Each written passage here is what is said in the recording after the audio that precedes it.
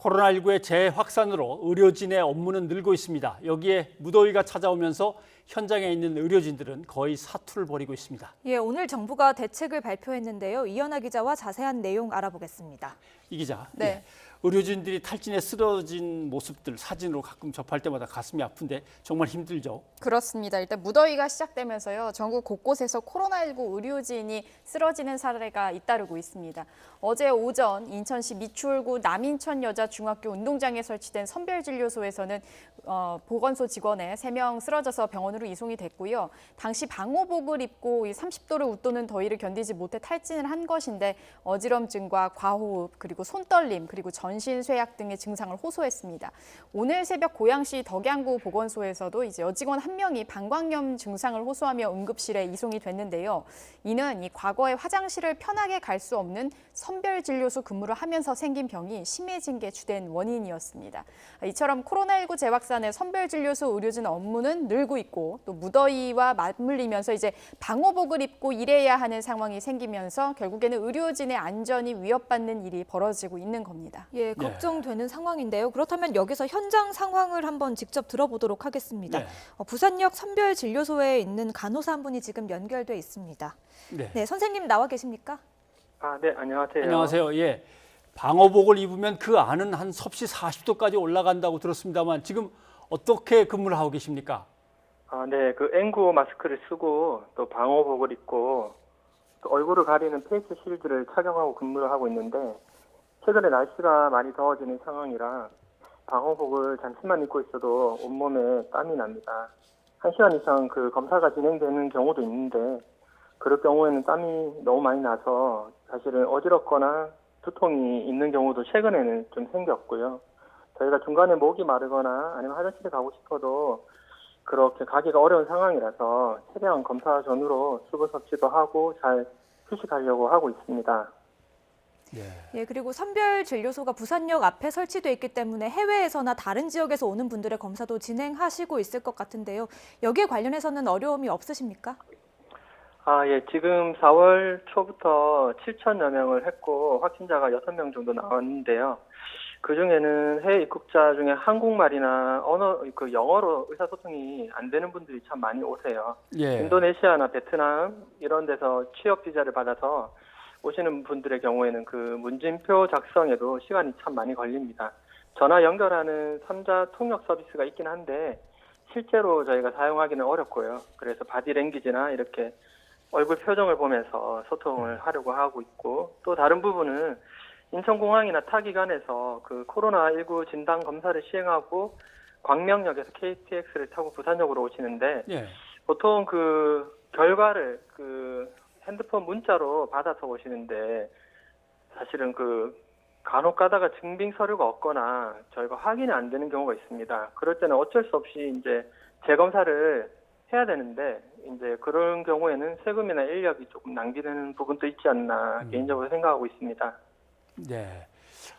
외국인들이 많이 이제 오시면은 옆에서 통역을 도와줄 사람들도 사실 필요하겠군요. 그리고 예, 맞습니다. 예, 선별 진료소 안에 뭐 얼마나 시설들이 갖춰져 있는지 모르겠습니다만은 어떤 시설이 부족하고 어떤 것들이 필요하십니까? 저희가 여기는 이제 부산역 앞에 좀 급하게 선별 진료소가 설치가 됐긴 했는데 다행히 부산역 앞쪽에 그 사무실 같은 공간들이 있어가지고 그곳을 저희가 휴게실로 사용을 하고 있습니다. 다행히 냉난방 시설이 일단은 되어 있고요. 아쉬운 부분은 그 화장실이나 세면대가 없어가지고 저희가 부산역까지 안에 있는 화장실까지 가서 사용해야 되는 그런 어려움은 있습니다.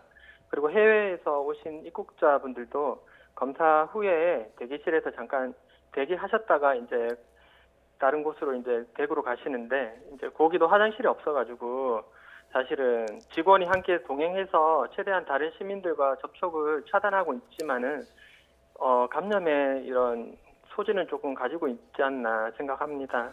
예, 어려운 환경 가운데 고생 많으시고요. 또 감사하다는 말씀 전해드리고 싶습니다. 옆에 함께 하시는 동료분들께도 고맙다는 말씀 꼭 좀 전해 주십시오. 고맙습니다. 네, 감사합니다. 네. 예, 현장의 목소리 들어봤는데요. 이렇다 보니까 정부도 대책을 발표했죠. 네, 오늘 발표된 대책을 좀 살펴보면요. 정부가 예산 30억 원을 투입을 해서 전국 614개 선별진료소에 냉난방기를 설치하기로 했습니다. 방역당국 대책 내용 들어보시죠. 선별진료소에 냉난방기를 좀 제공하는 문제에 있어서도 선제적으로 지원해드리지 못했던 점은 있습니다만 전국의 614개소의 그 의료기관과 보건소에 설치된 선별진료소에 대해서 냉난방기를 설치하도록 했습니다. 그리고 이 부분은 우선 설치하고 나면 그 비용을 저희가 예산을 통해서 지원할 수 있도록 이렇게 조치하겠습니다.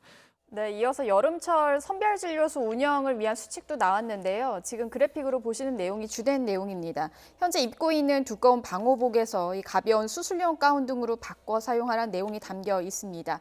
또 선별진료소를 사전 예약제로 운영을 하고 기온이 높은 낮 12시부터 오후 4시 사이에는 운영 축소를 권고하는 내용도 있습니다. 또 여기에 선별진료소 근무자들을 위해서 옷 안에 냉매가 들어있는 아이스 쿨러 도입도 검토 중이다라고 밝혔는데요.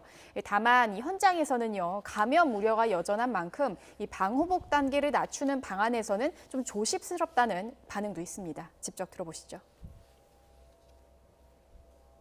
30분만 하고 나도 그때는 추웠을 때였는데 그런 날씨도 하고 나도 탈수가 일어날 정도로 심해가지고 사실은 이걸 방호 단계를 좀 낮추는 게 있었었는데 그때 의료진들이 반대를 했었어요.